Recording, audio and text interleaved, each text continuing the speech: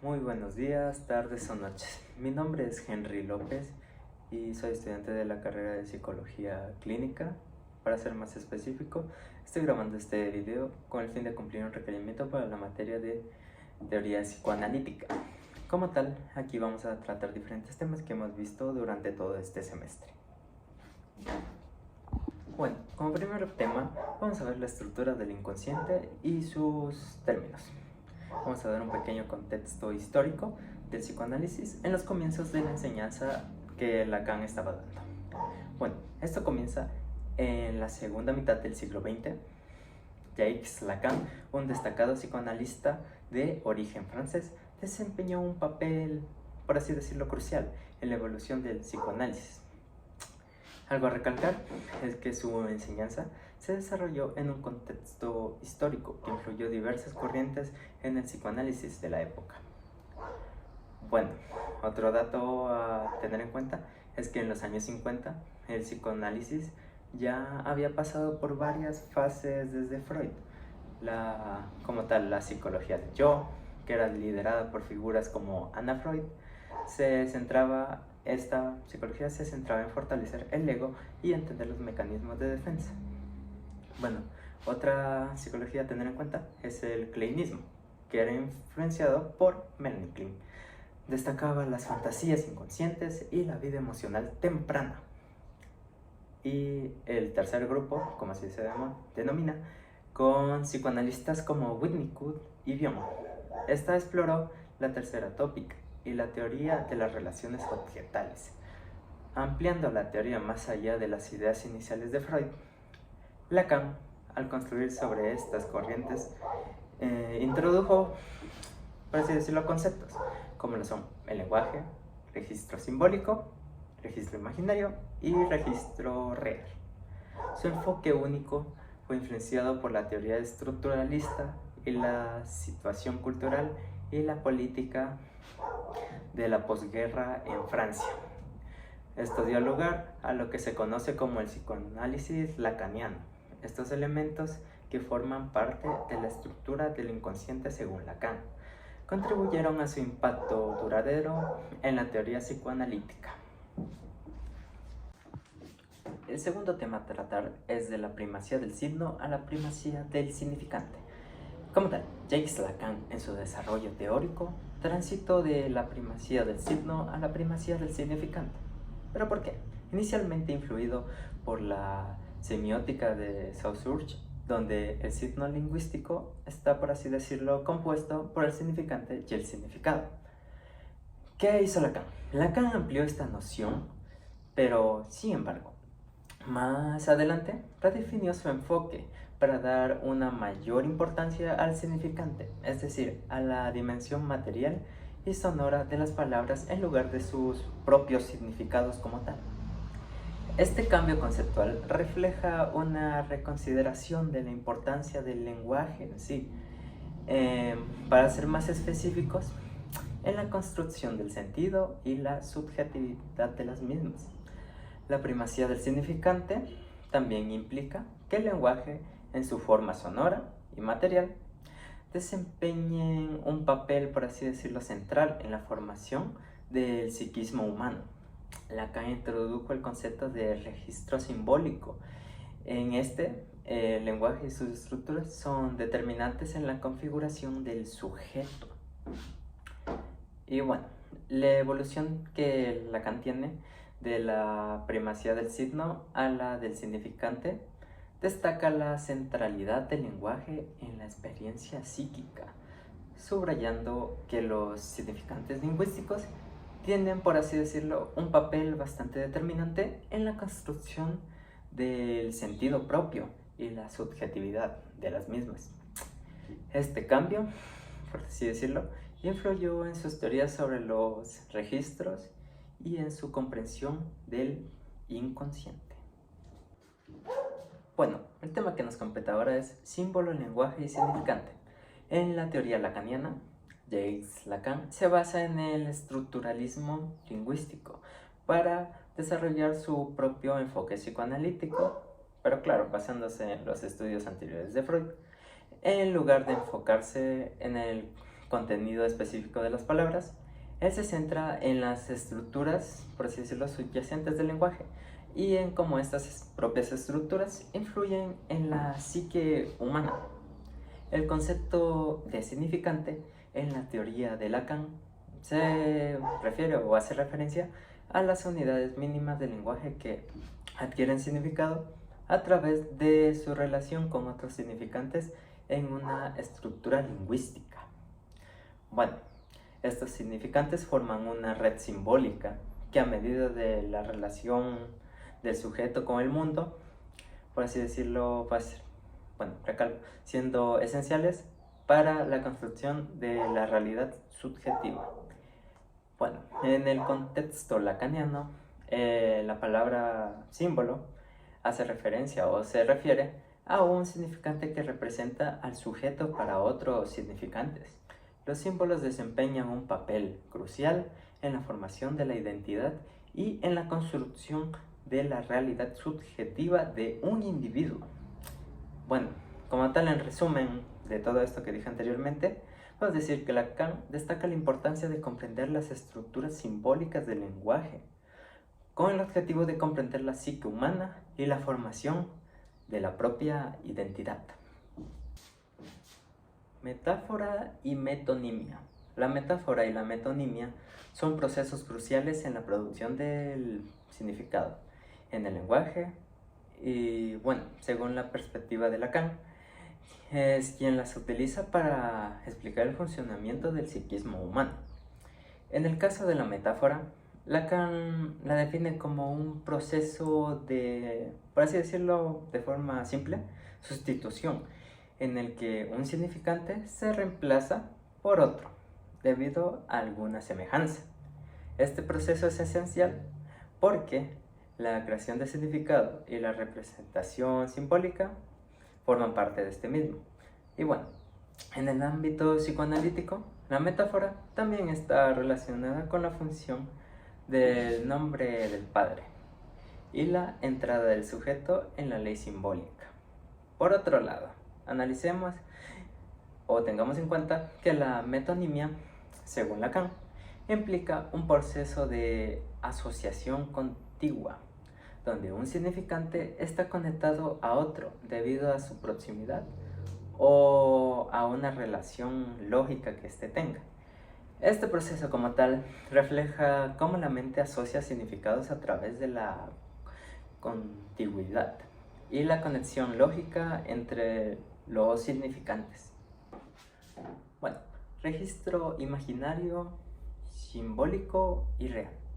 Como tal, Lacan propone 3 registros que constituyen la experiencia humana: el imaginario, el simbólico y el real. Bueno, empecemos con el imaginario. En este registro, el sujeto se identifica con su propia imagen especular, experimentando una ilusión de totalidad y unidad, aunque ésta sea inherente, ilusoria y fragmentaria. Ahora vamos con el simbólico. Aquí operan los significantes y las estructuras lingüísticas.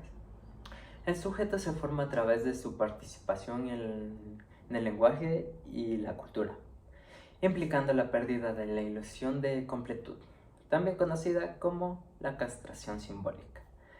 Y con referente al registro real, este registro escapa a la simbolización y representación.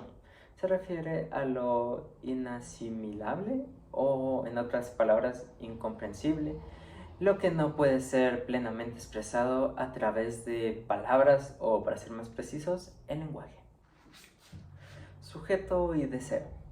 Lacan sostiene que el inconsciente está estructurado como un lenguaje, expresando deseos y conflictos a través de símbolos, metáforas y metonimias. Como tal, el sujeto del inconsciente lleva consigo deseos reprimidos, como lo son traumas y conflictos que operan a un nivel profundo de la conciencia. El análisis psicoanalítico tiene como objetivo revelar estos elementos ocultos mediante el estudio de sueños, actos fallidos y asociaciones libres. Bueno, Ahora como tal, vamos a hablar del mito de Edipo a la metáfora del nombre del padre. La novela edípica, como tal, se basa en el proceso psicológico universal descrito por el psicoanalista Sigmund Freud en su teoría del complejo de Edipo. Este complejo se desarrolla en la infancia, centrándose en los vínculos emocionales y los conflictos del niño con sus propios padres, especialmente con el padre y la madre. Freud argumentó que los niños experimentan deseos inconscientes hacia, por así decirlo, el progenitor del sexo de tipo opuesto, y este tiene una rivalidad con el progenitor del mismo sexo. Bueno, como tal, dentro de este mismo tema existe el concepto de la ley del padre. Este es un concepto central dentro de la teoría psicoanalítica porque está representando la intervención que tiene el padre, y esta nos dice que es un establecedor de límites y reglas en la vida del niño. El deseo de la madre se vincula con los deseos incestuosos que tiene el niño hacia esta misma, hacia la madre. La castración simbólica también tenemos que tener en cuenta que sí, se ve simbolizada por la intervención del padre, y este impone restricciones a estos deseos, marcando la entrada del niño en el orden simbólico. La castración no implica la pérdida literal de un órgano como tal, sino que significa una renuncia simbólica a la relación incestuosa que el niño tiene con la madre. Ese pensamiento, aceptar la castración simbólica, es esencial para el desarrollo psicológico y la integración en la sociedad por parte del niño. Bueno, ahora el goce perdido. El goce perdido se refiere al placer y la satisfacción que el niño experimenta en la relación con la madre antes de la intervención de la ley del padre como tal. Aquí entra la castración simbólica, la cual implica la pérdida de este goce primordial y marca el momento en que el niño reconoce la falta y se somete a las normas sociales. Muy bueno, el padre como metáfora en la teoría lacaniana. Este es otro tema. El nombre del padre es una metáfora que simboliza la función del padre como representante de la ley y la autoridad en el orden de tipo simbólico, claro, siendo crucial para la organización de la psique del sujeto. Bueno, ahora les voy a hablar también de los tiempos lógicos del Edipo. Como primera fase tenemos la fase de la amenaza, en la cual el niño percibe la amenaza de castración de tipo simbólica por parte del padre. También está la fase de identificación, que sería la otra, en donde el niño se identifica con el padre como una figura simbólica que establece reglas. Bueno, la tercera fase, o la otra, sería la fase de resolución. Y esta se resuelve, aquí se resuelve el complejo de Edipo mediante la aceptación de las restricciones y la internalización de la ley del padre. Los 4 conceptos básicos del psicoanálisis. Como primer concepto tenemos al inconsciente. Freud sostiene que pensamientos, recuerdos y deseos de tipo significativos para el comportamiento están fuera de la conciencia. Bueno, también toca aclarar que la terapia psicoanalítica explora el inconsciente mediante técnicas como lo son, bueno, el más famoso, la asociación libre.